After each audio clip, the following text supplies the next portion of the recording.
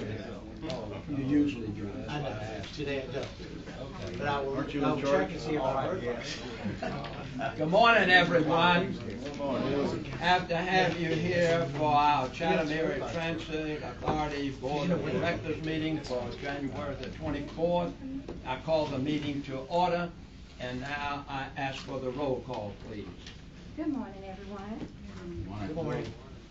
Chairman Lakakis. Here. Mr. Broker. Here. Mr. Dawson. Mr. Dorn. Here. Mr. French. Here. Mr. Holmes. Here. Mr. Mengedoff. Here.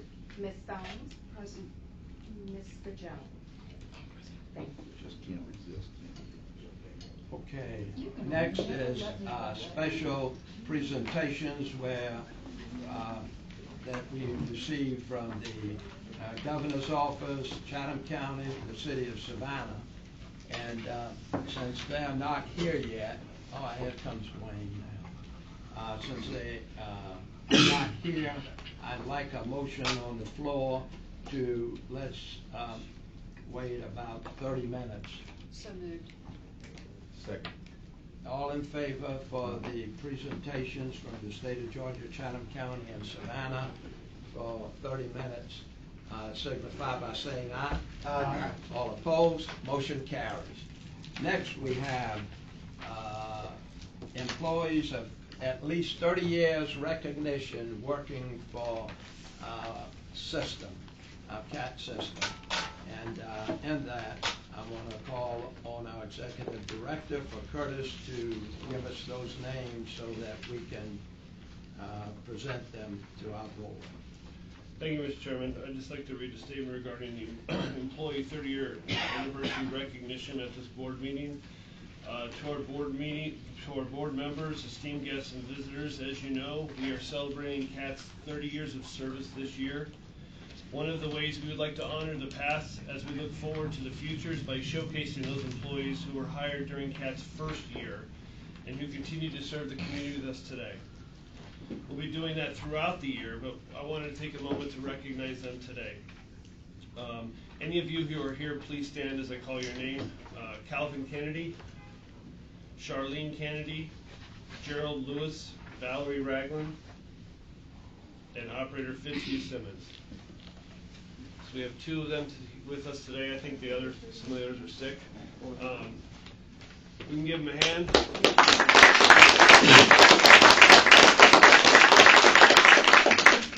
We are blessed as a company to have a number of employees with even more than 30 years we are incredibly thankful for as well. I just wanted to say a special congratulations to those few who started with us that first year on the 30-year anniversary, as we thank the community for helping celebrate our happy 30th. I also want to recognize Mr. Fred Jones, if he could please stand up. He's been with us for 42 years.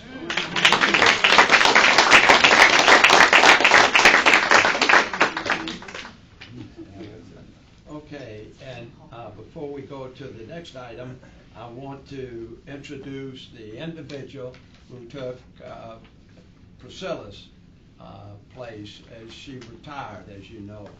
And that's James Jones here, who is representing the 6th District in the County Commission office. Glad to be here. And most people call me Jay. Most people call me Jay. Okay. But I have no problem with being called James. And item 3, board officer election. For you want to explain that? Yes. Since Dr. Thomas, her term expired, she was the vice chairman. So until complete appointments have been made by the county for a complete new slate of members of the board, you need to elect an interim vice chair. Okay. Motion on the floor. No, well, that wasn't a motion, that was information, but I have a question. This says interim, so would that person only be the vice president until we did this again? Yes.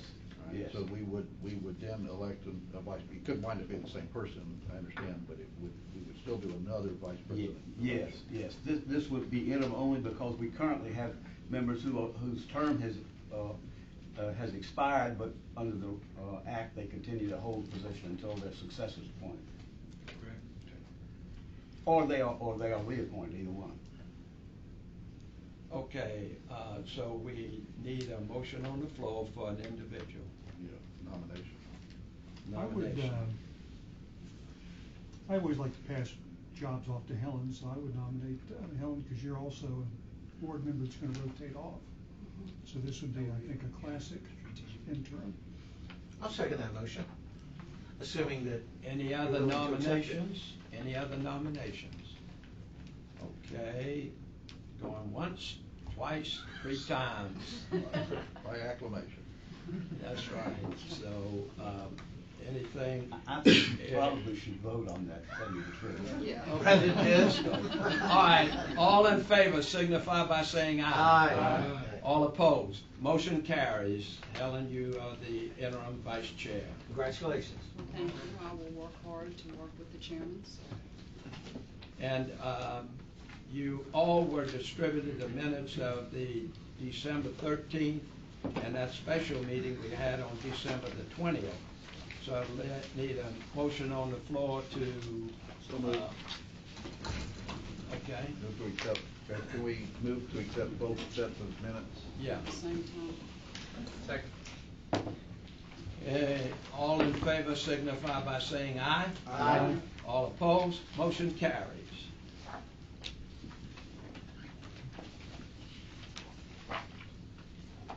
Now, action items. Item 5. The RFP on call paratransit services. Curtis? Thank you, Mr. Chairman. Staff requests the board approve to issue an RFP for on-call paratransit services. As you know, CAT is required to provide complimentary paratransit service within 3/4 mile of our fixed route service. Additionally, CAT provides the service county-wide under an MOU with Chatham County. With increasing demand for these services, CAT seeks assistance for overflow paratransit transportation on an on-call basis.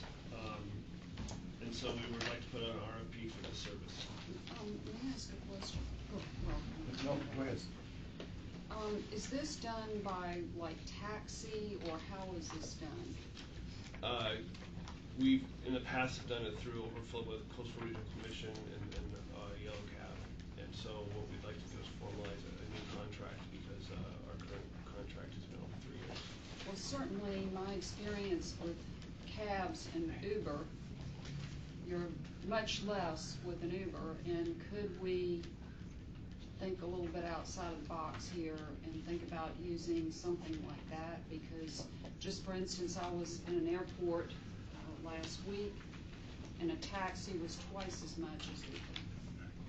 So I don't know whether that's something we could look at, or even Lyft. I mean, any of them, because this paratransit is such an expense for this organization. I would like to see us maybe try to limit that expense as much as humanly possible. We've been talking about trying to create some sort of relationship with Uber Yes. anyway. We are looking into that, and then obviously if it's Uber or whoever would need to have an accessible vehicle. Yes, and I mean, I'm gonna bring something else about that up later, but I just think that other communities are doing this and partnering with some of these alternative transportations, and I think it's time we do it. Well, would they not be able to respond to the RFP? Yeah, no, anybody can respond to the RFP.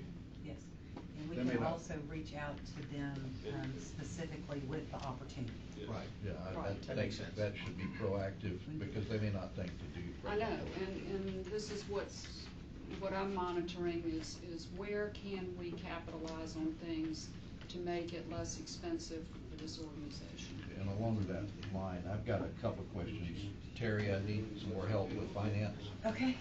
Where it says financial impact, it says the type of service is both revenue and operating costs provided in the budget. I assume you're just referring to there are already line items in there for this, for the income and the cost? There are based on an estimate during budget and an increase in demand factor. Okay. So basically, our costs are generated when we provide the service, and we bill the county under an MOU for service hours at a flat fee, and that's where the revenue comes from each month. Okay, so that's my next question. that flat fee, that's an agreement, that fee is an agreement we already have with the county.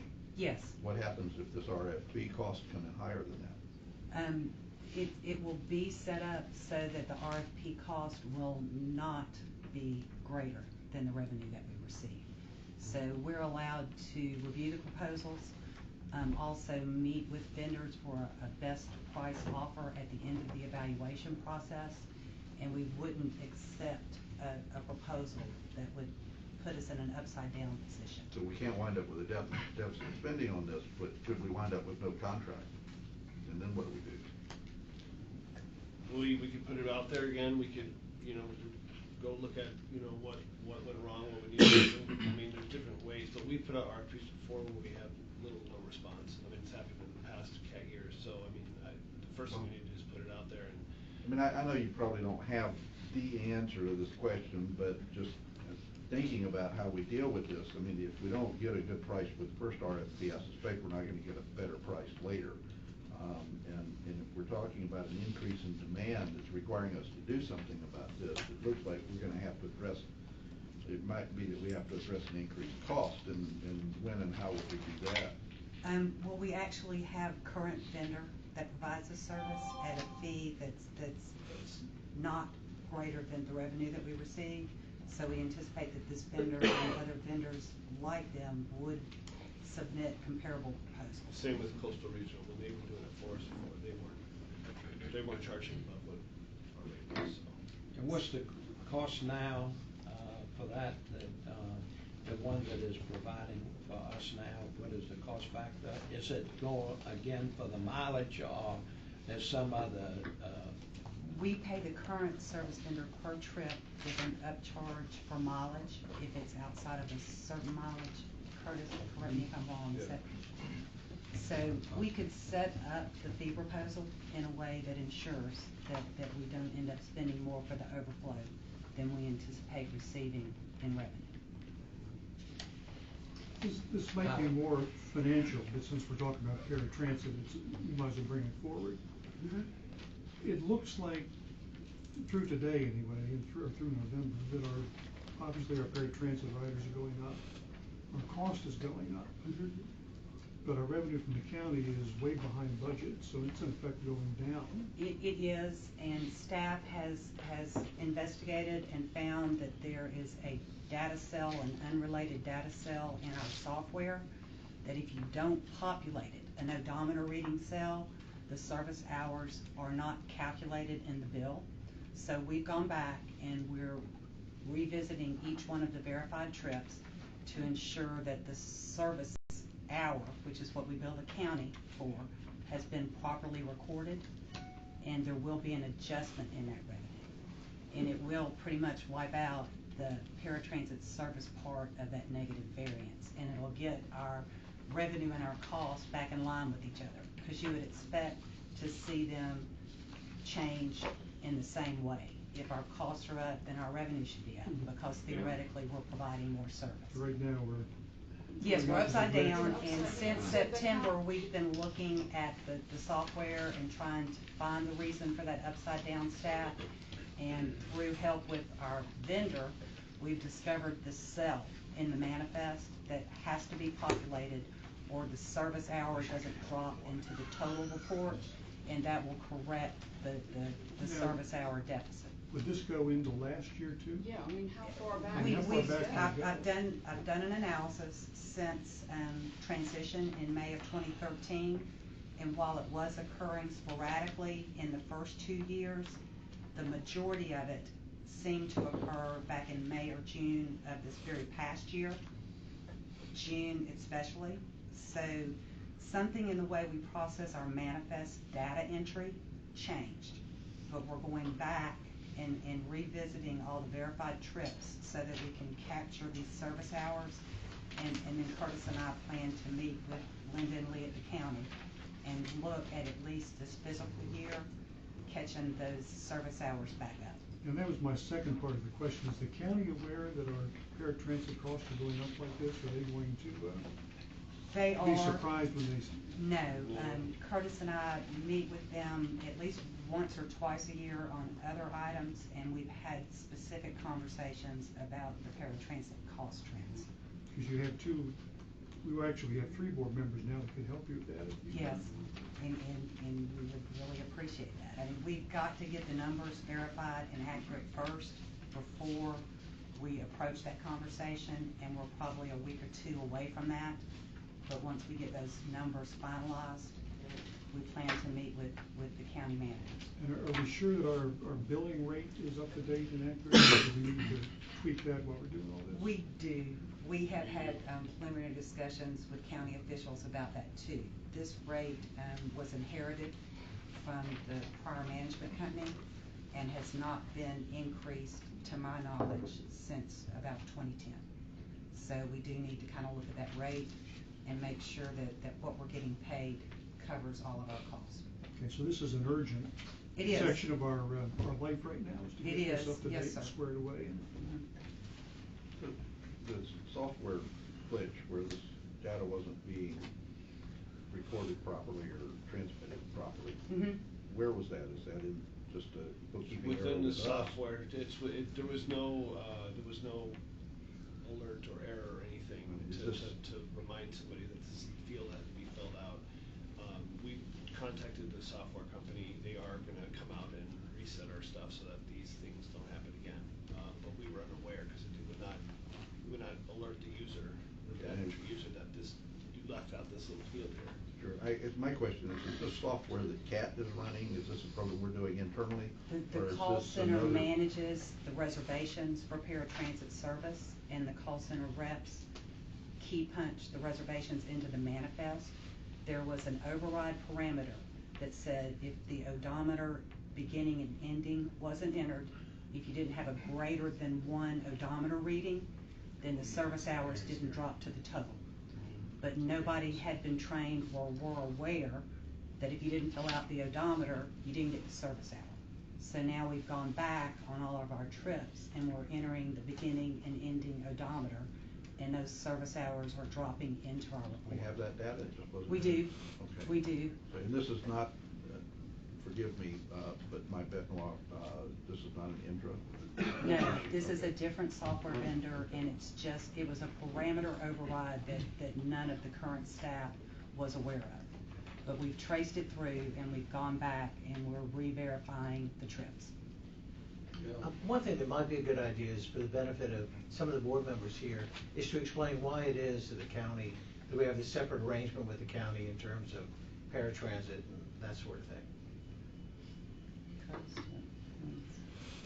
It was dated before me, back in 2010, was it? Well, at one time it was being done by senior citizens, but frankly I can't remember exactly. Senior citizens dropped out and that's right. First Transit was handling it, and then I think they were handling it directly for the county. The county had some responsibility for providing paratransit service, and they contracted separately with First Transit, and then CAT took it over from First Transit, so the county just continued doing it as a separate contract.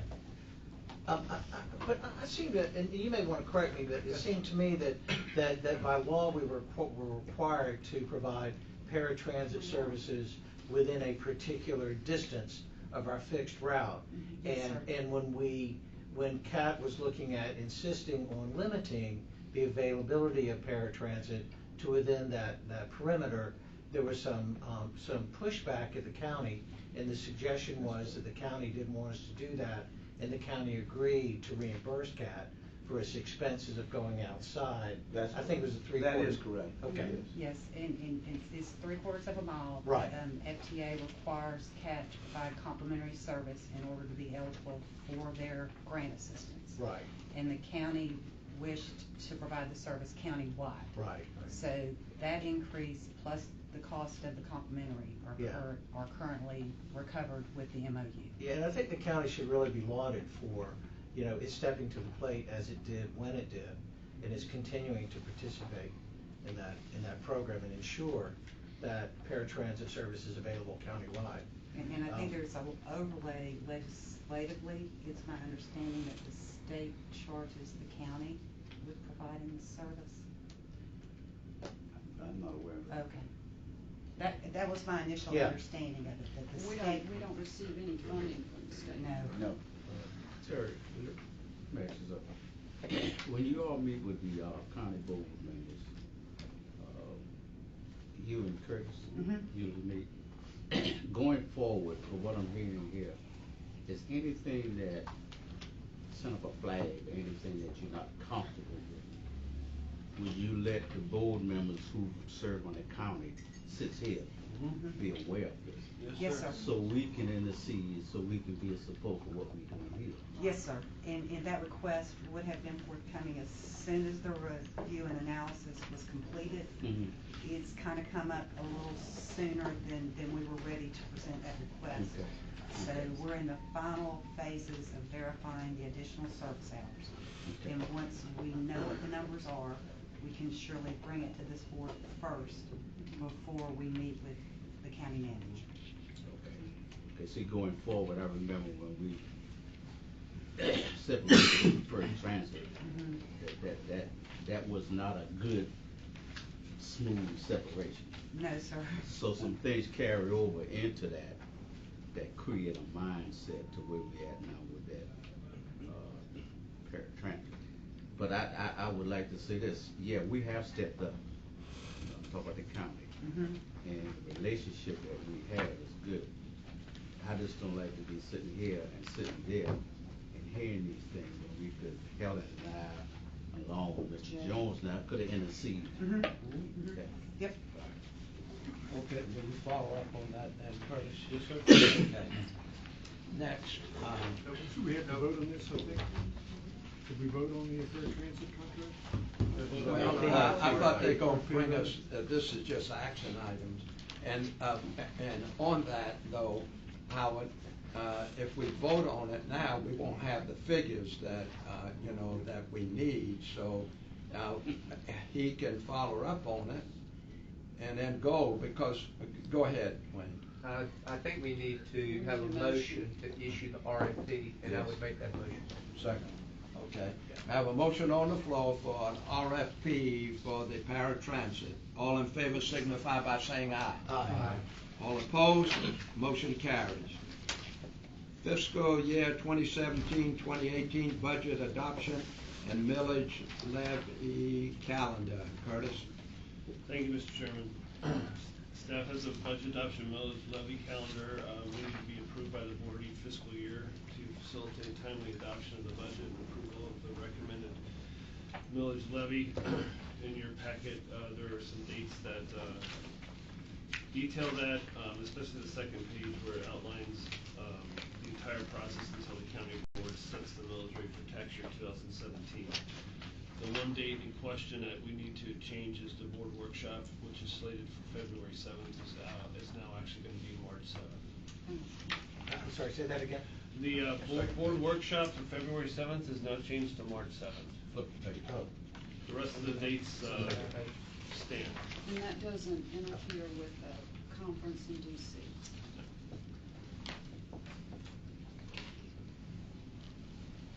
Okay. Anything else on that? Do we need to vote to approve option one then, I'll make a motion with the amended date? with the amended date, March. Second.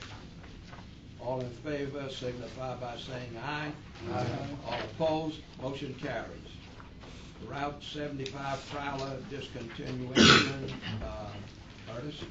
Thank you, Mr. Chairman. Staff requests board to approve the discontinuation of Route 75, otherwise known as the Prowler.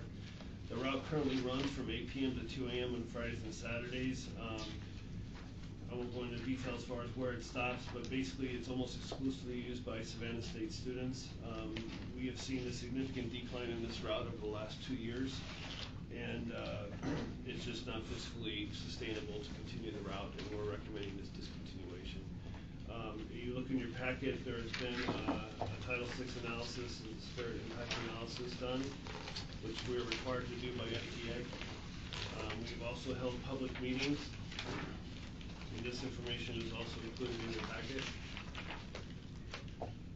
And if you have, want to get into more detail, have any more specific questions, I know Grant and Jorge had done this work, and Grant's out sick today, but Jorge certainly has some detail if you need it. Wayne, Howard, and Bill. Have we been in discussions with Savannah State? Yes, sir. We met with them yesterday. Uh-huh. And their feedback was? They would do the same thing if they were paying for it. I thought it, I mean, I agree for Kat, this is a good thing, so I'm not questioning her decision to drop the route, but I thought it was very interesting that when you had the meeting with the students, they would rather take Uber and pay for it and take a free bus. I thought that was really an interesting, and do we know why they feel that way? There's one indicator here. There's one indicator that it's more convenient. Flexible and on demand. See, and I It's hard think to compete with that. It comes when you want it. And the Prowler doesn't run a lot, so. Plus you have an app. It's convenient. Yeah, it's convenience, but I'm gonna make that case again later when we start talking about our regular routes, because a lot of our regular routes are not very convenient either.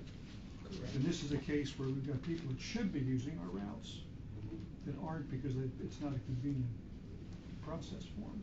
Yes, sir. And they certainly are using the Tiger Shuttle a lot, but this is one late night route that they've opted to just progressively stop. Actually, the Tiger Shuttle. They don't want to prowl no more. It is. So. There's They a wanna variety prowl of with factors to that Uber. as well. I mean, Wayne. Uber's a lot easier. Bill? More convenient. Well, like Howard, I have no disagreement with this. It makes sense financially, but I guess I wonder how the public meetings were publicized, because I didn't see anything about public meetings on this. And I would have assumed the board would be notified of something like this. How was the notification done? Was it just posted at Savannah State, or how do we make sure that everybody that's a constituent of this knew that there were meetings? Did you say attendance 8? Well, I can address that. We have a media list, and we have about 30 to 40 contacts on that media list, and we send out to everyone. We also post here, and it was, Savannah State was notified as well, so they posted it on campus for the students. And we had a number of new people that came on who are riders at the last meeting, it was discussed with them and all, and they understood that that particular route was for the students and the problems that we were having in that it had dropped pretty much. And so they had about 4 or 5, wasn't it, Valerie, that made comments on it. Yes, sir. And they seemed to all be in accord, even though it wasn't a huge crowd there. But a number of these people that come to that monthly meeting, they were glad that it wasn't affecting something like 14 or some other routes. Well, I guess I don't want this to come back on us later when somebody says, you didn't tell me, I didn't know anything about the public meetings. I'm just not convinced that we're making the public notice as public as it needs to be. Mr. Jones, the notices are sent to all of the major television stations, WSAV, TOC, JCL, also the major publications, and in addition to Savannah Morning News, Tribune, the Arrow, we have it, Bill, Talk Radio, anyway. We have about 40 contacts that we send our notices. Yeah, I appreciate that, and I know that there's not much more that you can do than that, but that doesn't mean any of it actually gets published. Yeah. Just sending a release to these people doesn't mean they're gonna even read it, let alone do anything with it. So, I have no objection to stopping this. I'm just not convinced our public notification process is what it is. Sure, in another route setting, I would probably be a little more empathetic to what you're saying, but 99.9% of the people that ride this route are students, and we've certainly got the message to them. So my question is, 99% of them are students. Why aren't we reaching them on their media capacity? as Facebook, Twitter, MySpace, you know, all those are, and I don't know, though, I mean, and I didn't hear that, that's why I asked. Yes. Yes, ma'am. Yes, Kat Battis is our communication specialist, and she did post it on our website as well Yes, as social media. Understood. So when does this happen? What's the date? The meetings in LSU was on the 14th. The public meeting held here was the 11th. What's the date that it stops? Oh, the day that it stops is in February. February. Yeah. What day? The first Friday of February. Might be a good idea to post a notice on that bus from now until it ends, just so people that are riding it do see that it's not going to continue. Wayne? I was just gonna say that this complied with our Title VI process. Yes, sir. So maybe we should like revisit that. If we wanna amend that process, then we should go back to what our process is currently. As far as notification? Well, I'm saying if we're gonna add additional things to it, if we're gonna add additional elements to our transit equity process, then maybe we should go back and revisit what our current process is. We can certainly do that. There's suggestions being made to the current process, so, you know, if we need to amend that, that's where we should amend it. Sure. So we've got a process in place. Yes, sir.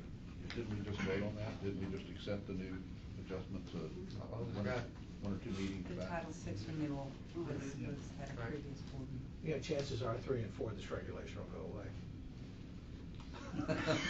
In 6 months, there'll be no regulation. Now, let me just ask, Bill, since you're talking about that, do you want us to, if we're going to vote on it, either way, about making the notifications out now, since it stops in February, and then we go and go from there? I'm not gonna make any suggestions for what we're doing here, other than we just move forward with this. I would say, just as a courtesy, if we would paper the routes from now until it's over, so people get that last minute notice, if that's what it is. And as far as amending the legislation, that's something we could talk about separately. I want to make sure that we've got this public notice, and I guess I'm sensitive to this because we'll go through 2 years of public hearings. I've got people calling me now after 2 years of public hearings on the alcohol ordinance, telling me they didn't know anything about it. So there's always going to be somebody coming back, and I just want to make sure that we're covered on this in a way that nobody can come back later and say that we didn't do what we had to do. Ellen? I appreciate the staff looking at this route and analyzing it, and I'm hoping going forward, we're gonna be doing this with all routes. Because I think it's time we really look at what the needs are for this community and not be servicing areas that don't need to be serviced. I mean, it's not an option. We have to do that. It's required by federal law.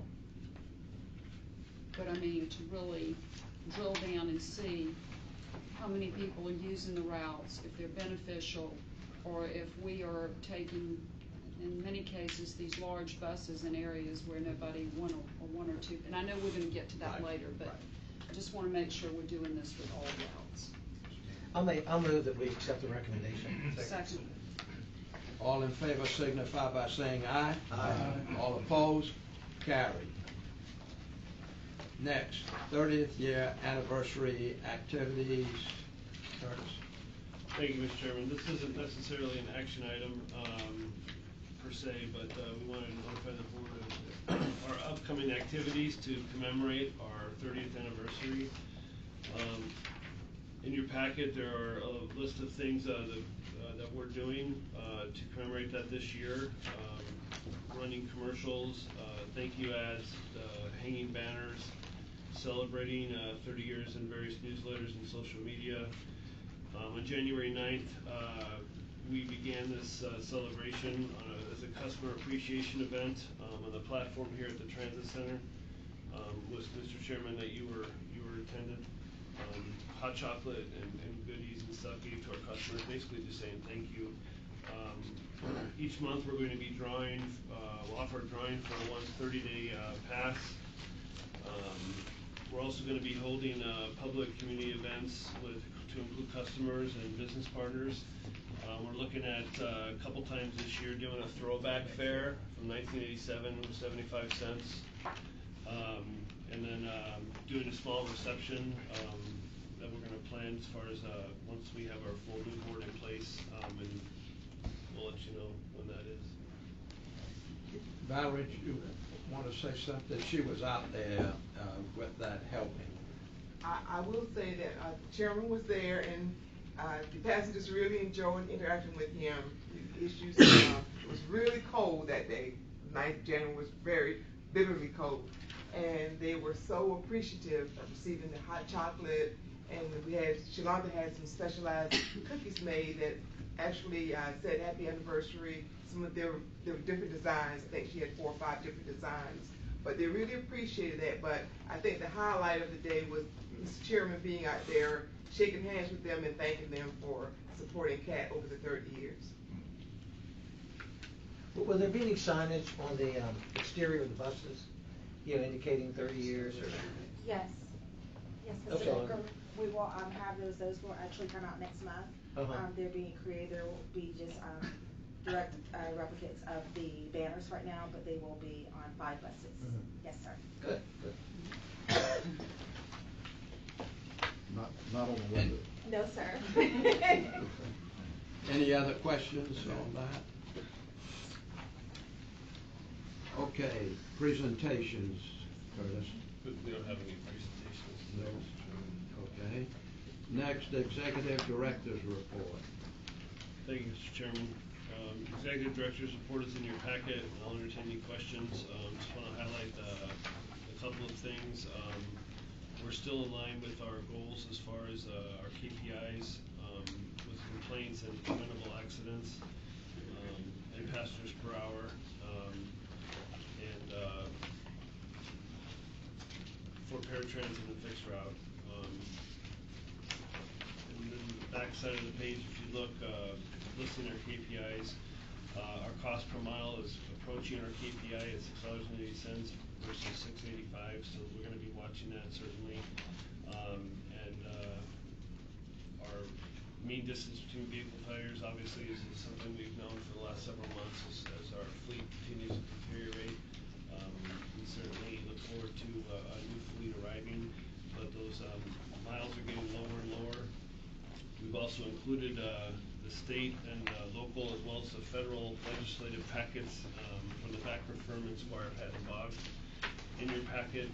If you would like to have any questions on that or comment on that. Mr. Backer could not be here today.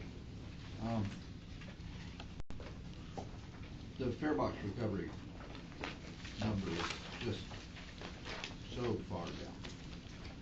And at one point when we were talking about fare box, especially when we analyzed fare box versus the rider count, and it seemed like we discovered that there was an issue with the fare boxes. Yes, sir. We were getting parts to repair those. Yes, Where sir. are we on that? Steve, you want to give us an update? We received all our motherboards, all 70 of them last week. We're finishing up building the trims now, so we should see them in the next 2 weeks. So when would we have them installed in the buses? As soon as they get here, it'll probably take about a 2-week period to get all 70 of them rebuilt. And that's gonna be a problem. About 2 weeks from today, the buses will have new trims and motherboards, you think? 2 to 3 weeks? I'd say a month. A month? Yes. So you need 2 weeks to install? Yes. Is this number down here the result of any of that, or is this just a ridership issue? It is. The ratio is fares over total operating cost. So when you see that shortage in fares to budget, you're going to see a lower fare box recovery. So we are hoping and anticipate that our fare revenue each month will go up once the installation of the motherboards and the trims is complete. So this is a reporting issue. These numbers that are showing. No, they're actual shortages in month-to-date fares when compared to budget. So, for example, when a fare box doesn't operate, if it's jammed, then for the rest of that route, the passengers ride free. So, back in July, when we saw that fares were lower than what we had anticipated by budget, we looked into probable causes. And the inoperable fare boxes, or fare boxes that jammed on a consistent basis, was the major driver there. Okay, well, I misunderstood back then, because I thought that the fare box issue we were having was just a discrepancy between what we were getting in the fare box and the ridership. There's two pieces. There is still the discrepancy. I missed that second part. So we've actually, what kind of volume has that been of routes that had a certain amount of free ridership happening on it? Yeah, I mean, was that something, I know you don't have a number, but was that a big thing? No, I can't remember off the top. Small thing? I mean, were we talking about a lot of lost revenue? It appears to be, from the numbers, 10 to 20,000 a month, and it varies in any given month that we're off budget. But a combination of factors creates that total. How much do we normally get per month in fares? 10 to 20 compared to what? We get about last year we were averaging about 215 to 220, and now it's running right at 200, 204, 209. Yeah. So a combination of all those factors has created this negative budget variance. Some of that's ridership, but some of it is just fare box. It is just fare box. We had the supervisor out there all day, trying to get those, put a new trim in. Got somebody standing there with a calculator taking money. Or a cash register. Yeah. Well, with these new fare boxes, it's going to eliminate a number of problems that have been there. In a situation, we had a negative situation with that was discovered and all.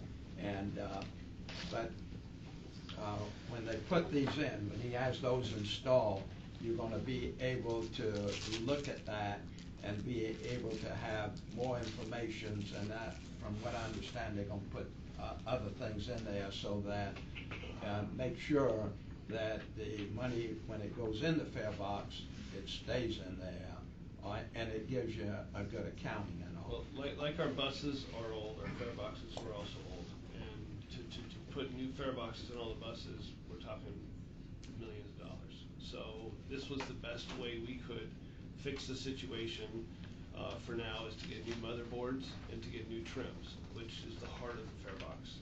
And by doing that, we anticipate to alleviate the problem that we have both in the ridership issue and the fare issue.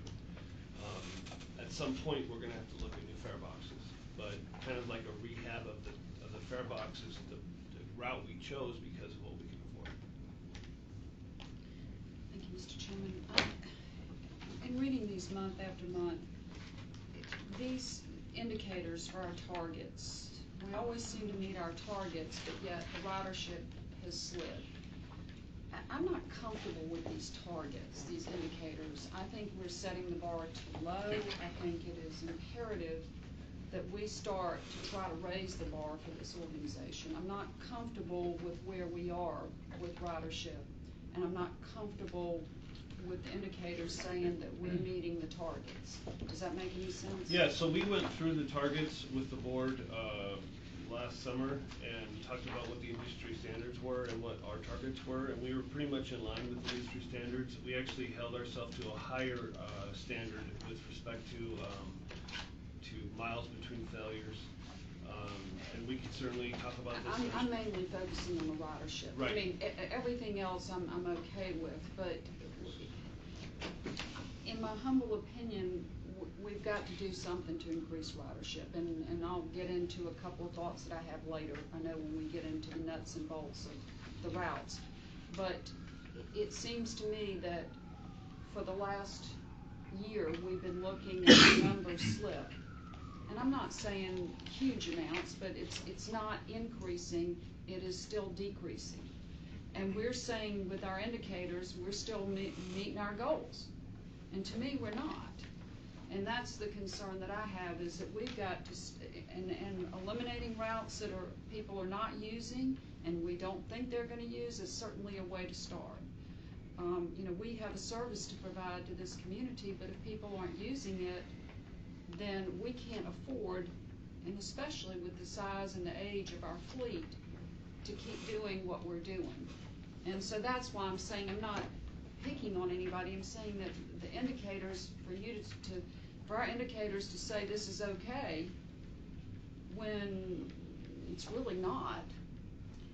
If you want to look at cumulative ridership, and again, that's what we're going to talk to about our strategy meeting, is that do we go after ridership, do we go after coverage, or a mix of both? I mean, we have routes now that don't have a lot of ridership, they have the coverage in Chatham County that we want. Well, and I'll get into that, but because I still think we're missing the boat, and we need to look at what other communities are doing. I would rather see us focus on, within the city limits, a bang-up bus system, and the rural areas where you have 2 or 3 riders, Uber them to a point, connect, and let's put our emphasis on building what we've got right now, and then see where our needs are out in the more rural areas. And we're not doing that. We've got to start thinking a little differently as far as how we can build this system.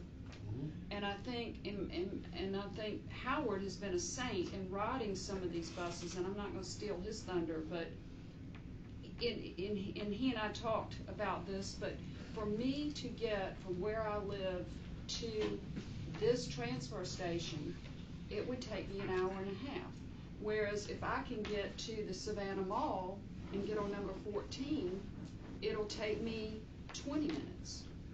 So are we missing the boat here? Are we not utilizing all the resources to build a bang-up, wonderful transportation system within the city limits, and then get either through park and rides or Uber or something else, get people to these centralized points where it's easy for them to get into the system? And all of that you said, I totally agree with, and it's all in our draft plan when we get our O&D study results and to present to the board through the workshops, a strategy moving forward with that. The Uber on the peripheral, all of that you're saying is definitely where we're headed. Well, we've got to, because I don't want to see us accept a target indicator that's okay, but yet our ridership is slipping. To me, that's not, we're not doing our job. So I'll be quiet. James, Howard, Bill, and then Wayne. We're backtracking to the fare box. If you're saying it's going to cost millions of dollars to get these fare boxes, but we're saying we have an issue with the fare boxes, have we ever thought about doing a tester on picking one bus that has a strong route and testing to see if a new fare box would actually change those indicators? So therefore we can see if it's actually the fare box as far as the problem is concerned. Well, what we do know is the trims are failing and the motherboards aren't reading correctly. Correct. So we know those are the 2 key components of a fare box. And so by having a motherboard working and a trim working, we know that the data is accurate, yes. Okay. Without actually putting a new fare box in. When I talked about old fare boxes, my point was that we've had these buses for 12 to 15 to 16 years, and we know we need new buses, and we're in the process of doing that. There's never really been a look at the fare boxes over that period of time as well, and there's been no real true rehab of those fare boxes. That's never been done. So that's a step that we felt was a necessary step before we just go out and look at trying to get a grant and match it with purchasing millions of dollars of fare boxes. But to your point, yes, and we've actually tested fare boxes where we have issues, and we see that those issues are coming up. So we've done some internal testing as well. Okay. I want to build a little bit on what Helen was saying, but before I do that, I want to make a statement too about the fare boxes and also the paratransit. And I know that it takes us time to get the motherboards in, we have to fix them. But we've been talking about this now since July, and I feel that when we move this slowly on issues with cost and revenue, that we're just not moving fast enough. This probably comes from my background in business, where I'm not used to dealing with this kind of slow pace.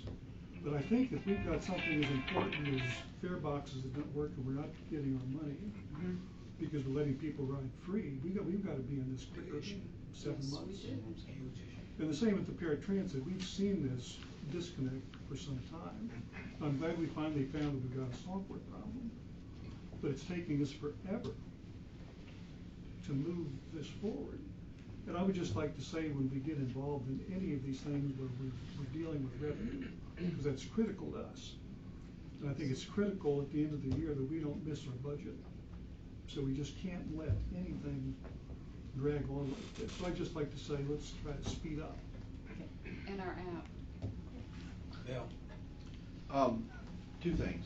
One, in keeping with what Helen's talking about there, what we're looking at in these performance indicators, these measures, are all important measures. I mean, they're all good benchmarks to have, but it makes me think a little bit, especially in light of Sunday, it makes me think a little bit of a football game, where someone will talk about how many third down conversions and how many first downs and all of that, but there's only one stat that counts, and that's the score. And we don't have that here. I mean, we've got it in another part of the book, I know, but the most important of these benchmarks is ridership, because that's our revenue and that's our mission. All of these things are good, and I'm not discounting the importance of them, but I mean, kind of to Helen's point, we're hitting all these benchmarks, but we're hitting them. We're scoring. We're accumulating more yardage and more complete passes and everything else than anybody else, but we're still losing the game. No touchdowns. And so that's a problem. The other point that I wanted to just ask, when we're talking about the retreat, we had asked, and I just wanted to make sure this is on target. When we talk about the board giving staff recommendations or direction for how much we want this to be fare box recovery versus coverage, system coverage, we asked for some options to be presented. That's going to be still. Okay. Yes. And to your point on the ridership, ridership is very important, but I think efficiency is also important. If we could send 100 buses all over town and pick up as many people as we want to, and if we're inefficient, then we're wasting taxpayer dollars. So we have to look at actually both sides of that. We do, but it's also important that when we're talking about how efficient we are, if we're only talking about 2 buses, it's. And we can certainly go through KPIs and we can restructure this however. At this point, I'm not asking you to do that. I just kind of want to echo Helen's point that this is all great. It's great seeing these numbers, but there's only one that counts. Bottom line. Right. I was just going to ask what the status of the origin and destination study is, and when. Well, we had a recent presentation as far as starting the phased approach where they gathered the data. Now they're in the process of analyzing it. We're still on track. Jorge, you've been on a recent conference call with them. Is there anything that's changed, or are we still on track? Yeah, we're still on track. We actually have a notification from RSNH that they have acquired the second month of the study that we need to have in order to have better figures for whatever we have analyzed, right? So we're on track. We have continuous conversations with them. We have already exchanged numbers of our ridership from the 3 previous years. So whatever they need, they ask us on everyday basis. So we have continuous communication with the consultants. Yep. And the second data set was so that we could participate with NBC, right? Yes. Yes, exactly. Yes. And the question for the board was we didn't want to wait on that data, wait for that to happen, and want to delay our process, and that's already been done, so we're not having to wait. It's not going to prolong the process at all. And RSNH will be here to do a second presentation, and then they'll do a final at the end of the beginning of the summertime, but they'll be here, I think in April, maybe do a second to see where we're at. Okay. In time that can fold into our budget. What's that? In time that can fold into our budget. The origin destination study? By the time the origin destination study is done and we develop a draft plan, the budget process will be done. Okay.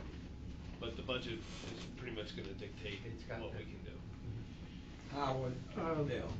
In regards to that statement about the budget process being done, I would hope by the time we come to our retreat in March that we have some ideas, particularly you and Grant, on these routes. Because I think some of them are so obvious that we don't need an origin and destination study. The Route 10 or the 20, the one that goes out by Helen, I think was a poster boy for bad routes. Yeah, the 20's been a problem for, I don't know, years and years and years. And I told you I rode that the other day, and I was the only person on the bus. So this is the classic case of a big bus running all through Whitfield Boulevard and the landings and Sandfly and Isle of Hope and down to I think everything's been done to that route Coffee except Buff, and elimination.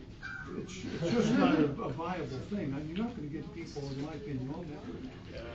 Because you're so close to the Truman Parkway, nobody's gonna do what Helen's gonna do and spend an hour and a half. Right. When you can get in the Truman Parkway. I did just some rough numbers on that. If I just take the ridership, which you say is 6 people per hour, which I didn't see. But if you use that, for the number of hours that you're driving, I think we're losing $175,000, $180,000 a year on that route. Yeah, we actually. And that's just something we can't. We actually looked at analysis for just a hypothetical as far as Uber and Route 20, and looking at the cost per passenger per hour as opposed to how much it would be to subsidize an Uber ride. So we're on the same line. So I hope when we do this in March, you will have some ideas about these routes. Yes, sir. How to change them, how to alter them. Because even the routes that are downtown, the north-south routes, you've got Bernard, you've got Abercorn, you've got the Waters, you've got the Right. Chandler going down the middle. You've got an awful lot of overlap on these routes that maybe if you just tweak, you can. Right, and historically, that's how CAT's run. And there'll be time between the first reading of the budget and final adoption to make any To make the adjustments tweaks to it, yes. that come out of the O&D study or any conversation or directions from the board based on that analysis. Yeah, and on the numbers that we look at, if we see 25 people per hour on the bus, do you have the ability to break that down for us by what we call rush hour and midday? Peak times. Peak times? Yeah, or you could do Yeah, that, right? yeah. I already have that table. If you want me to send you to the email, I'll do I that. think we'd all be interested in that, because this goes back to Yes. how crowded are the buses really? Bill? Yeah, I was just getting back to Helen's point, and I'm disturbed as well, with the fare box recovery rate and the like. But, we did agree to these indicators last summer. I mean, these were presented to the board, and the board did agree to them, and obviously, we're gonna revisit them this summer as well. So, that's really gonna be the time at which, we can set, the goals in terms of what our expectations are. But, preventable accidents, I mean, that goes to our bottom line as well, and those kinds of efficiencies, and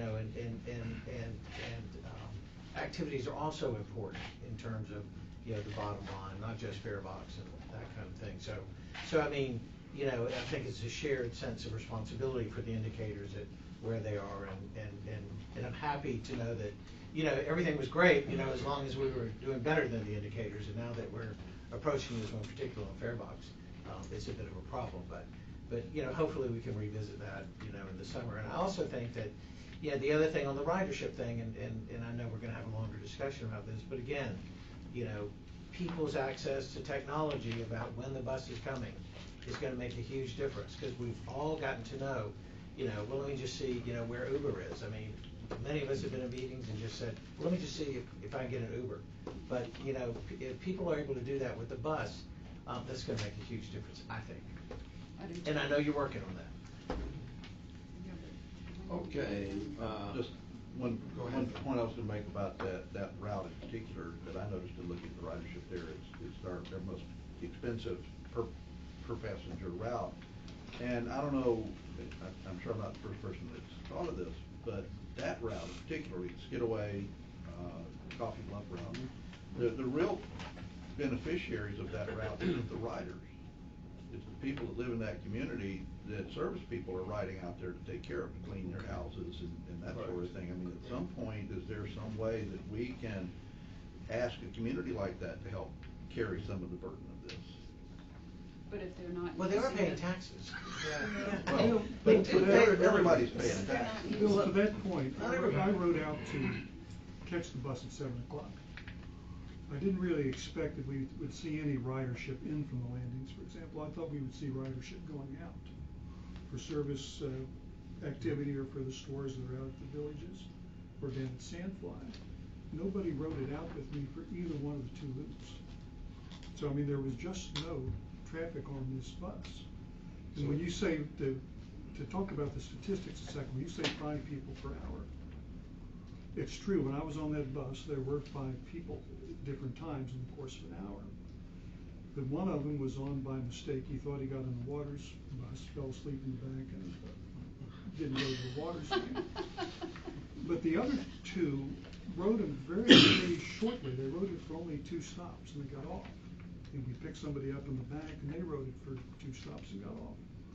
So yes, there were 5 people in that bus, but for the vast amount of the time, this thing's wandering around the Isle of Hope and Skidaway, there's nobody on that bus picking up or dropping off. That makes me wonder that too, one of the things that we've talked about in this ridership versus coverage is to help make sure that certain users have what they need.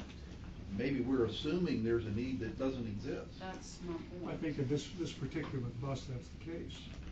And that's why I'm thinking that, like an Uber, to get you to a centralized point, and then have this bus effectively circulating the city and get the people that need it in the underlying areas to a centralized point, we could capitalize on our system. How long has 20 been that long? Because when I grew up, I mean, the bus goes down my street, and it's the 20. And when I grew up, I rode the bus. But it didn't go all the way to the landings back then. It just went to the mall and came back. So how long has it been going out to the landings? I just want to know that, if anybody knew. Do you have that? I would think at least 20 years. So it's been going about 20 years? 20 years. I'd like to point out too, there is a certain legal element to all this. The Enabling Act requires, or the Chatham County Transit Act requires that service be provided throughout the transit district on a reasonable basis. And there's been a lot of debate, and I've probably written 15 opinions over the last 40 years or 30 years about what reasonable means in that context. But it does require that people who are in the district pay taxes for it, for the service, and the Act requires that the service be provided throughout the district. But if you did it, I'm just asking you the question back, with an Uber to connect, you're still providing service.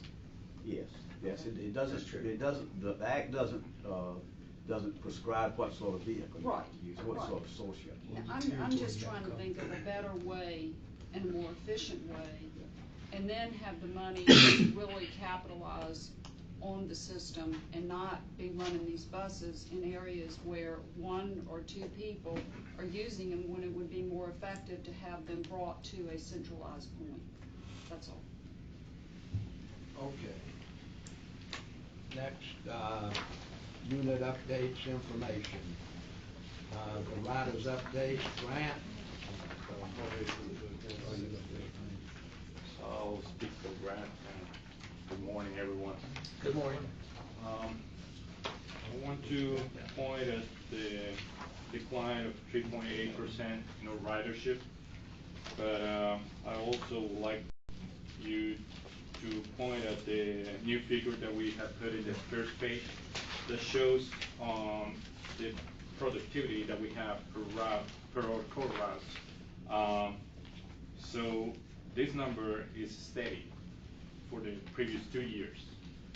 I'm not saying that we're not doing a perfect job, but we're continuously improving.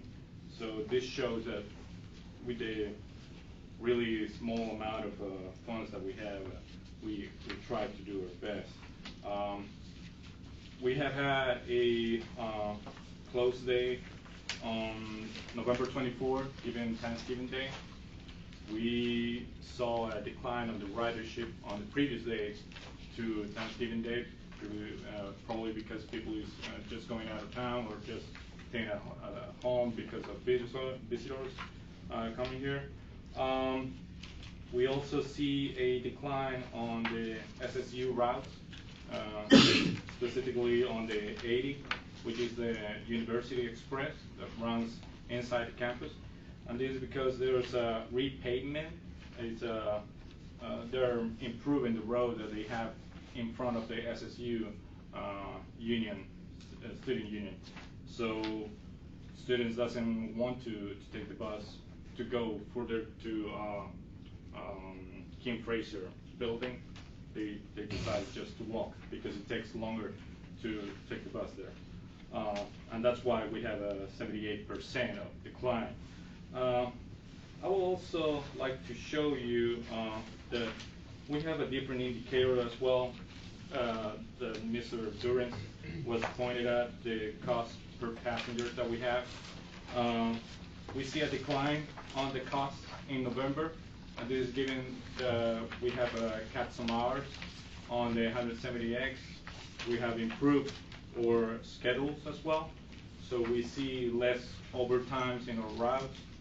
And as we have talked previously about Route 75, we have problems with Route 20 that has been subject just a few minutes ago, and 11 and the 6. So some of the solutions that we have seen to improve this is also, as my CEO was talking about, and I completely agree with him, is using a partnership with Uber.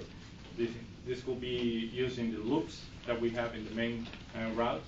So we only will keep the main corridor and have Uber take you to the main corridor doing the loops that we have currently have.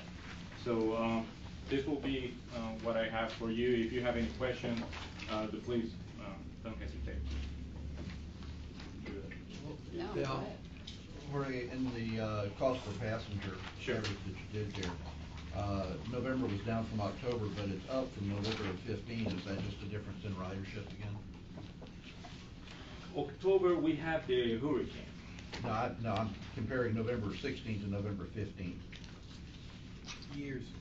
Oh, November 15th and November 16th. It was cheaper per passenger in 15. Is that just a function of the lower ridership? And the higher cost. Higher cost.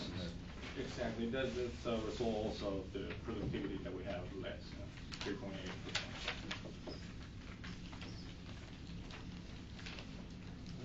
Is that it? Okay, any other questions for him? Okay.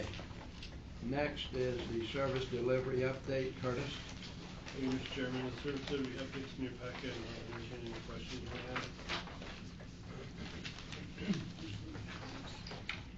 As everybody knows, and maybe James, that we have these three committees that's broken down, and service delivery update, the service development update, and the financial update in that. And so anything you've got on the, you want somebody from the staff to go over system development update? System development is included in your packet, and staff can certainly entertain any questions. I just wanted to thank you for putting in the accident detail. Yeah. I didn't want to say it. I wanted to see if you would find it. I saw it. Thank you. Okay, then the financial update. Good morning. The financial update is in your package. I'll be happy to answer any questions. Of note, the month-to-date loss for November was right at 80,000 to a budget of right at 67. So we're running about 13,000 behind budget month-to-date and about 227 behind budget year-to-date. Once we resolve this paratransit billing issue, it should pretty much clear these negative variances. The information that I've seen will correct the shortage in the paratransit revenue outside of the fuel piece. So we have to budget fuel costs in our expenditures, and we record revenue in paratransit revenue for that fuel because the county provides it. So part of that negative revenue variance is actually a positive variance in fuel costs, but it's offset by lower fuel costs and expenditures. So that piece is a wash. So the summary is that once we get those additional service hours billed, the year-to-date actual variance should go away. I just want to jump in real quick. So previous years, the budget has always given a cushion of fuel, and then this past year, we went closer to what the fuel was at, and now since it's fluctuate, yeah, you know. No good deed. So this is something Yeah. that the board has to be, thinking about when we do our budget for next year, is how close do we wanna get to the fuel volatility and the cushion we wanna set for ourselves. So the net negative variance on fuel is right at 40,000. Fixed route fuel, the one that we adjusted to be closer to last year's actual, is actually running 105,000 worse than budget, with the paratransit savings, because that number wasn't adjusted, making up the difference. So we've got two things going on with the fuel, but that paratransit fuel also is showing as a revenue shortage, and it's kind of a little misleading. We're about 230,000 off on that revenue, and I expect almost all of that to be made up. The other cost that's driving our negative budget variance is the insurance claims paid, the cost of our actual workers' comp and accident reserve adjustments, and that is going to continue to fluctuate each month. The one that's the most important is the reserve that has to be booked at June 30. So you could see this go up and down quite a bit month to month. And we are monitoring all of those claims, trying to make sure that our third-party vendors remove the claim reserves for claims that won't end up in a payment as soon as possible. Any other questions? Terry, the fuel costs that we're over, you said, what, 100,000, I think, on the fixed? The fixed route is running 104 worse than budget, yes, sir. And is that to date, or is that a projection for the Year year? to date, so. So it's gonna get worse? It will, as long as fuel prices continue to increase, and that's the trend. But there are also other revenue measures and other cost containment measures that we are putting in place to mitigate that variance for a fiscal year in bottom line. So are we gonna be able to meet all of our financial obligations? Well, we basically made the $1 million note payment on the long-term note as of January 19th. Right, I saw that. And that's the only other debt obligation we made. The month-to-month operating cost, it will continue to be a challenge, as it always is. We have the same transit tax receipt cycle, the same grant funding cycle, and those timing differences create challenges in 10 out of the 12 months. Howard? I was just gonna say, Terry, one thing you didn't say, which is a good thing, is that you're beginning to see reductions in like fixed rate expenditures. Yes. Which are matching your revenue. Yes. So you are making adjustments within the system to reflect the lower ridership. Yes. And you can see that in all the different categories, marine revenue. That So that is a positive that you deserve a plus on. And Jorge Jorge put together really did a pretty good nice job. schedule to help reduce costs as well, so, I mean, all these pieces fit together. Yeah, so, and you can see it, which Yep. is nice to see them all going Right, away and you'll except for continue to paratransit. see it December and January. The changes, the tweaks that we made, while initially there was a little hiccup, they were well received, and I can see $10,000 to $15,000 cost decreases in our wage lines for each pay period. So by the end of the year, that will create quite a bit of cost savings. And with the 75 and the other changes in service, month after month after month, we'll be able to see that on the bottom line. Can I ask you one other thing, since I've been sort of difficult today? Yes, sir. When I look at the financial statements, and it's the end of January, I really have trouble dealing with November. Right. Now that we're fully staffed, can we move these things up a month? We can. I know Same originally we purpose had with the, planned with the mhm. December numbers. The challenge is getting the statistical and the financial piece on the same month and us ready to go at the same time. So we were hoping to be able to do that with the December presentation. Right. We'll have to present 2 months in 1 month, but we're working toward being able to do that for you. Yeah, I think all of the financial numbers as well as the ridership numbers, if we could just have a 1 month delay, it'd be so much better. Yeah. Because when you're dealing with things that are almost 2 months in the past, It's hard. it's hard to. Yes, sir. Our challenge is that package deadline. In order to have enough days after the end of a month, to close the books and verify the stats and then prepare the package and get it to you that weekend before, we run out of a few days. We can move toward estimating the last 4 or 5 days of both the statistics and the financials. And with our service, it's consistent enough that that will be accurate. But that's the fix in any business. If you want to finalize the numbers by the first, second, or third day after the close of a period, you have to estimate the activity, the revenue, and the expense in the last few days of the month in order to give your staff time to get those numbers. Except we're dealing with the third week of each month. So for me, by the third week of each month, it should give you plenty of time to crunch your numbers. The third Tuesday, yes, sir, but the package goes out the week before, but we're working on it. You can do it. Yeah. We have to, you've got to do it. Yes, sir. We have the meeting later in the day. That was a joke. We've got these 3 proclamations, and of course they're busy, the 3 elected officials that were going to come and read this. I'll read the one from the governor.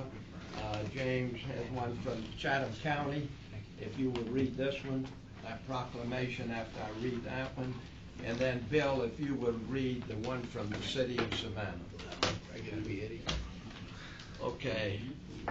By the governor of the state of Georgia, whereas the Chatham Area Transit Authority, CAT, was established in 1986 by the Georgia General Assembly, CAT Act, in order to provide for public transportation system for the Chatham County area. CAT is the most recent addition in a storied history of public transportation in the area, dating back to 1869 with the Savannah Skidaway and Seaboard Railway Company. And whereas CAT supports both Chatham County and the city of Savannah in providing safe, environmental, healthy transportation for any citizen in these thriving communities. In the 30 years since its inception, CAT has played a vital role in servicing the residents and visitors of Chatham County by providing access to jobs, education, medical services, and entertainment. And whereas, as a result of its average 3 to 5 million trips per year, CAT provides a number of economic and financial benefits to Chatham County. The transportation system offers a variety of cost-saving measures, including free routes, discounted passes, half-fare options, and free transfers low-income members of the community. And whereas a stable and supported public transportation system is extremely beneficial for any growing and thriving community, CAT has performed this service for 30 years and continues to work towards establishing an inclusive, connected, and responsible system for the entire region. Now, therefore, Nathan Deal, Governor of the state of Georgia, do hereby commend the Chatham Area Transit Authority and congratulate all those who worked to see its success throughout the last 30 years. James? You ready? Yeah. Whereas public transit provides access to medical, business, employee, recreational, social, and supportive service for the citizens of Chatham County. And today we salute the transit company that provide these services, Chatham Area Transit Company, CAT, and whereas public transportation in Chatham County began in 1869 with the formation of the Savannah Skidaway and Seaboard Railroad Company, which provide transportation by car drawn by horses. I want to do the horses. Okay. Whereas time progressed, so did transportation services to electric streetcars, and in 1946 to gasoline-powered city buses that were run by the Savannah Transit Company until July 1961, when the state legislature created the Savannah Transit Authority to take over the privately owned company. And whereas in 1986, with steadily worsening operating and financial conditions, the Chatham County Board of Commissioners adopted a local ordinance which ceased the existence of the Savannah Transit Authority and the Chatham Area Chatham Area Transit Authority, CAT, officially came into existence on January 9th, 1987. Whereas in 2016, CAT celebrated major funding victory, receiving an award totaling more than $15 million from the Georgia State Road and Tollway Authority GO Transit Company Program and the U.S. Department of Transportation Buses, Bus Facility Grant Program. Now, therefore, I, Albert J. Scott, on behalf of Chatham County Board of Commissioners, do hereby congratulate and express appreciation to Chatham County Area Transit Authority, CAT, for providing the 30 years of transportation service to the citizens of Chatham County, and extend the best wishes for continued services. In witness whereof, I have hereunto set my hand and caused the seal of Chatham County to be affixed this 9th day of January, 2017. Okay, and now, Bill? Thank you. On behalf of the City of Savannah, I would like to extend my heartfelt congratulations to you and the Chatham Area Transit Authority on celebrating 30 years of service to our community. From downtown to Georgetown, Savannah is a city full of diverse neighborhoods, interests, and people. It harmoniously mixes the modern with the historic and the innovative with the traditional. And one of the most visible examples of this can be seen in Chatham Area Transit. The CAT bus, as it is often called, has been running through the heart of our beautiful city since 1987, bringing our citizens to work, our children to school, and our tourists to landmarks, restaurants, and more. But CAT is more than just the bus, and its history reaches back much further. It was once the horse-drawn streetcar plodding south of Montgomery Crossroad in the 1870s, and the electric streetcar on Broughton Street in the 1900s. It is now the ferry that glides across the river to the Craft Brew Festival at the Trade Center, or to the gingerbread competition at the Westin. It is the bike share station in Ellis Square and the free downtown shuttles. It is a service industry of more than 200 men and women who work every day to get us to the grocery store and to our doctor's appointments. Public transportation may not be considered the most glamorous part of a city, but try living in one without it, or try evacuating from a hurricane without it. I'm glad I do not have to, and I know I'm not the only one in Savannah who is grateful for CAT. Transit has long been recognized as the backbone of an area's economic growth and more recently proven to promote more active, healthier lifestyles. We would like to thank CAT for the services it provides